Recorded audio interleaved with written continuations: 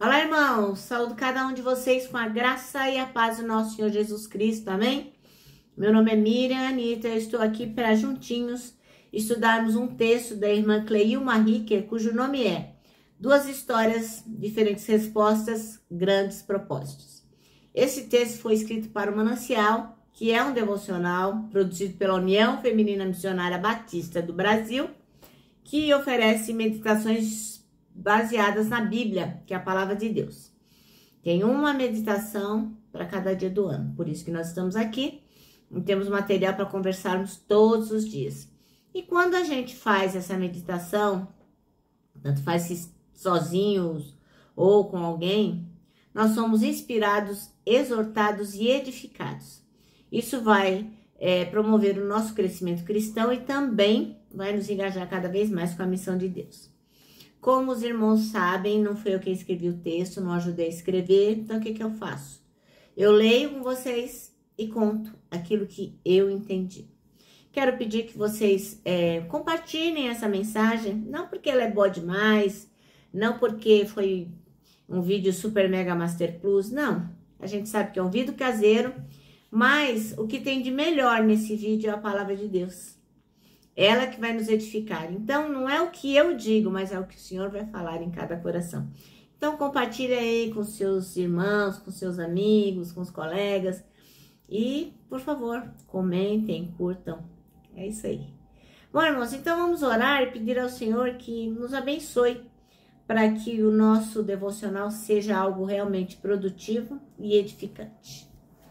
Senhor Jesus, nós pedimos em Teu nome que permita que nós possamos aprender realmente aquilo que Tu queres nos ensinar e que, aprendendo, que nós possamos colocá-lo em prática. Muito obrigada, Senhor, pela liberdade religiosa que temos e que nós possamos valorizá-la.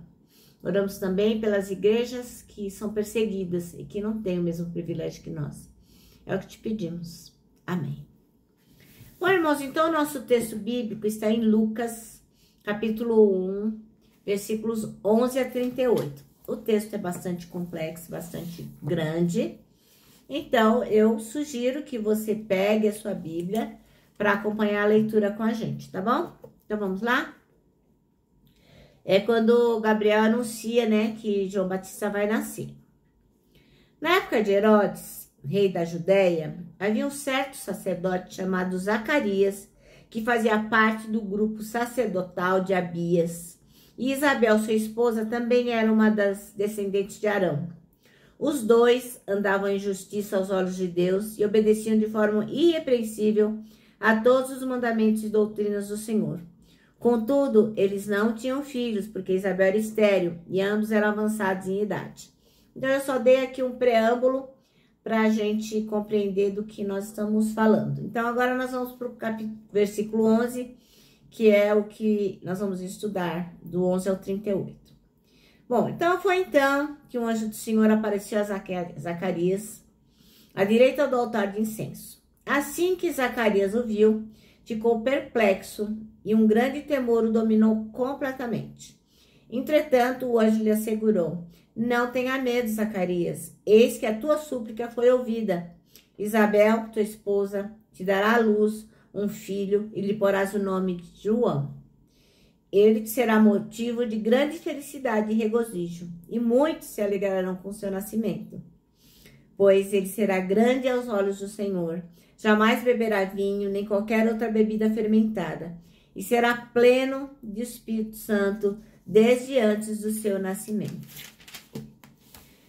E conduzirá muitos dos filhos de Israel à conversão do Senhor, seu Deus.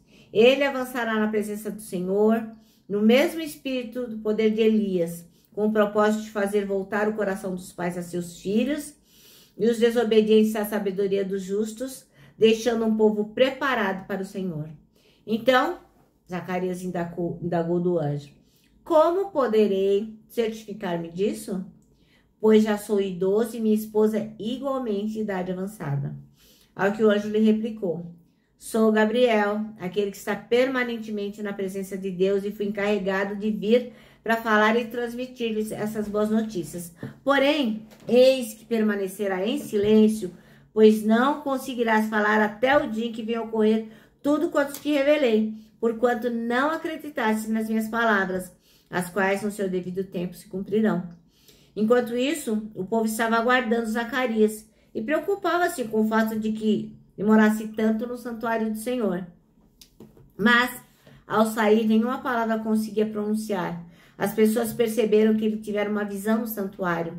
Zacarias tentava comunicar-se através de sinais, permanecia, todavia, mudo. Ao completar seus dias dedicados ao serviço, ele regressou para casa. E, passado esse tempo, Isabel, sua esposa, engravidou. Mas durante 5 meses ocultou-se das pessoas, não saindo de casa. E ela dizia a si mesma: isso é dádiva do Senhor para mim. Eis que seus olhos me contemplaram para retirar de sobre mim a grande humilhação que sentia diante de todos. Então, no 6º mês, Deus enviou o anjo Gabriel para Nazaré, uma cidade da Galileia. Uma virgem prometida em casamento a certo homem chamado José, descendente de Davi, e o nome da virgem era Maria. O anjo chegou ao lugar onde ela estava e, ao se aproximar, lhe declarou: alegra-te, muito agraciada, o Senhor está contigo.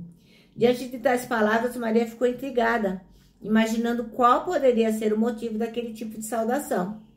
Mas o anjo lhe revelou: Maria, não temas, pois recebeste graça da parte de Deus. Eis que engravidarás e darás à luz um filho, a quem chamarás pelo nome de Jesus. Ele será grande e será chamado Filho do Altíssimo. O Senhor Deus lhe dará o trono de seu pai Davi. E ele reinará para sempre sobre o povo de Jacó, e seu reino nunca terá fim. Então perguntou Maria ao anjo: como acontecerá isso? Pois jamais tive relação sexual com homem algum. Então o anjo lhe esclareceu: o Espírito Santo virá sobre ti, e o poder do Altíssimo te cobrirá com a sua sombra. E por esse motivo, o ser que nascerá de ti será chamado Santo Filho de Deus. Saiba também que Isabel, sua parenta, dará à luz a um filho, mesmo em idade avançada, sendo que este já é o 6º mês de gestação para aquela quem julgaram estéril. Porquanto, para Deus não existe nada que lhe seja impossível. Diante disso, declarou Maria: eis aqui a serva do Senhor, que se realize em mim tudo conforme a tua palavra. Em seguida, o anjo partiu. Maravilha, né, irmãos? Bom, então o nosso texto chama-se Duas Histórias Diferentes, Respostas e Grandes Propósitos. O versículo escolhido é o 38, que diz: então Maria disse: aqui está a serva do Senhor, que aconteça comigo o que você falou. Bom, a gente fica muito feliz, né? O coração da gente fica muito alegre quando a gente lê o que aconteceu com Isabel e quando a gente lê o que aconteceu com Maria. Porque as duas tiveram um encontro, assim, face a face com o anjo de Deus, que falou para elas: ó, fica tranquila, tranquilinha, porque Deus está nesse negócio, não precisa ter medo, porque o que eu estou trazendo para vocês são boas notícias, são excelentes notícias. Principalmente para Isabel, né? Que não podia ter filhos. Agora, no caso de Zacarias, é engraçado, né? Porque ele estava esperando aquilo, ele tinha orado por aquilo, tinha suplicado por aquilo, e de repente ele recebeu a resposta da oração e nem acreditou, né? Bom, a respeito do nascimento de João, o nome João quer dizer o Senhor agracia. Então, é importante lembrar que o João, ele foi aquele que veio antes de Jesus, né? Ele foi o precursor de Jesus, é aquele que foi amaciando, digamos assim, os caminhos para Jesus, quando Jesus chegasse, né? Ele foi na frente. Ele foi um cumprimento de uma promessa, que ele ia abrir os caminhos para o Senhor, como está em Isaías 40, 3 e 4. Isaías 40, 3 e 4 diz assim, ó: alguém está gritando: preparem no deserto um caminho para o Senhor, abram ali uma estrada reta para o nosso Deus passar. Todos os vales serão aterrados e todos os morros e montes serão aplanados. Os terrenos cheios de altos e baixos ficarão planos e as regiões montanhosas virarão planície. E eu vou ler o 5 também, que diz assim: então o Senhor mostrará a sua glória e toda a humanidade o verá. O próprio Senhor Deus prometeu que vai fazer isso. E fez, né? E Deus realmente fez. Então João, ele foi um homem cheio do Espírito Santo, que veio com uma missão bem definida, né? Ele iria converter o coração de pais, filhos e também dos desobedientes. Ele ia levá-los à prudência, como está lá no versículo 15 até o 17 que nós acabamos de ler. E Malaquias também fala de João, Malaquias 3, 1. Fala assim, ó.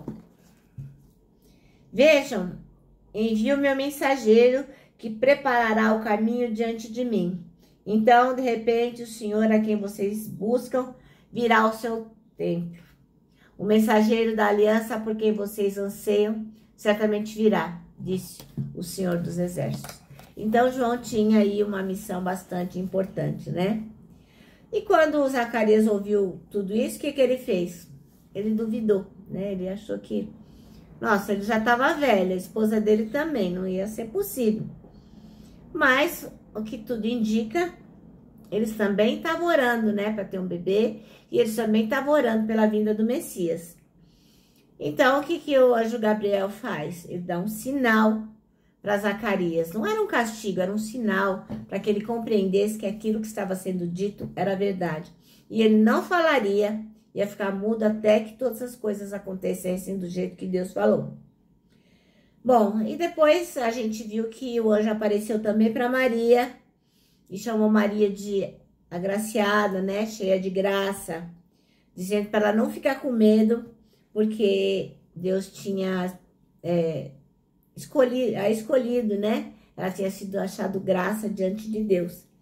Então, eu imagino que Maria devia ser uma pessoa bastante íntegra, né? Ela era uma adolescente, mas eu creio que ela andava nos caminhos do Senhor e Deus não teria escolhido por acaso.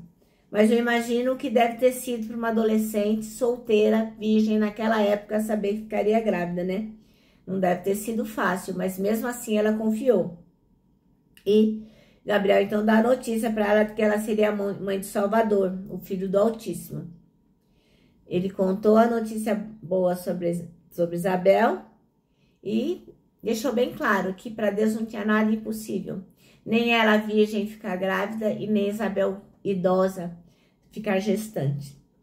Então, o que a Maria fez, né? Ela declarou com fé a frase que a gente acabou de ler. Que aconteça conosco o que o Senhor planejou. Então, que propósitos maravilhosos Deus teve, né? Na vida dessas duas mulheres, né? Que história linda e que ensinamento. Então, nós temos que ficar atentos, porque o Senhor, Ele não dá ponto sem nó, Ele não faz as coisas sem ter um propósito. E assim como essas duas foram abençoadas e Deus teve misericórdia delas, eu tenho certeza que se andarmos em obediência e se tivermos realmente temor e tremor diante de Deus, nós também vamos ser alvo de grandes propósitos do Senhor. Bom, nosso manancial termina assim, ó. Não duvide em seu coração das promessas de Deus, antes que se cumpram em nós os seus propósitos. Amém? Bom, meus irmãos, agora eu vou terminar, né? Deixando aqui o meu abraço diário de urso, ó. Todo dia eu deixo um abraço, né? Não poderia deixar de deixar meu abraço hoje. E quero lembrar vocês, né? Que para nós, que acreditamos que podemos e somos alvos de grande propósito de Deus, para nós o abraço dá super mega certo.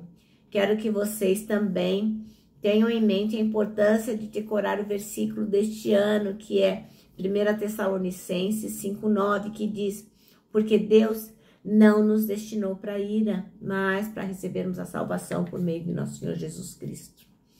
Agora sim, agora eu vou me despedir com a frase do ano, que é, ó, não tema, Deus já está lá.